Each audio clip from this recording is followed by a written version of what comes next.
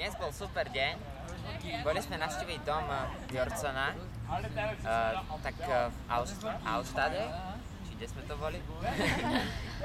To bol vlastne taký politik a bol aj významný vďaka svojej literatúre. Aj na Slovensku je Ale na Slovensku je známy ako Vďaka politike, ktorú viedol na Slovensku. Ale Norčania ho veľmi uznávajú vďaka svojej literatúre. Získal to aj Nobelovú cenu za svoju literatúru. Navštívili sme jeho dom.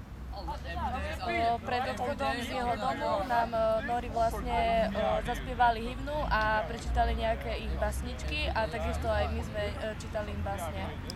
Potom sme išli do rodinného parku, vlastne oni to tak volajú, boli tam kopec atrakcií. Deti tam vlastne chodia po škole, otvára sa to vlastne aj po škole.